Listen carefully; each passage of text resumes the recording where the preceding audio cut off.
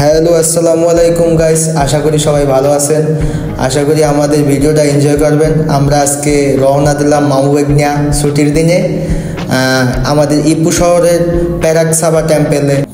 এটি তিনদন গুহা বা তিন বৌদ্ধ গুহা নামেও পরিচিত।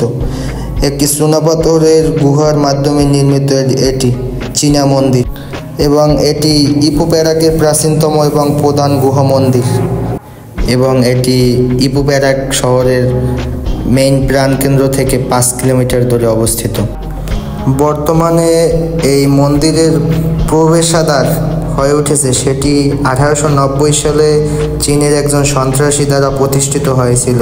গুহার মধ্যে বিভিন্ন রং পেন্টিং পাওয়া গেছে, যা বিভিন্ন সাংস্কৃতিক এবং ধর্মীয় পটভূমি ছবিগুলোকে চিহ্নিত করে।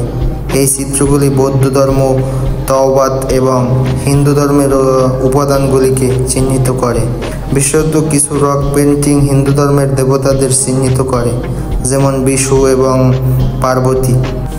এটি ইঙ্গিত করে যে প্রাচীনকালে মালয়েশিয়ায় ভারতীয় সম্প্রদায় এবং অন্যান্য জাতি ও ধর্মীয় গোষ্ঠীর সাথে সাংস্কৃতিক ও ধর্মীয় বিনিময় নিযুক্ত ছিল। সব মিলিয়ে আজকের দিনটা খুব সুন্দরভাবে উপভোগ করলাম।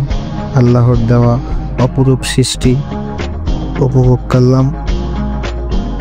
সামনের দিনে যেন এভাবে আরও ভিডিও আপনাদের জন্য উপহার দিতে পারি, সেই দোয়া করবেন আমাদের জন্য।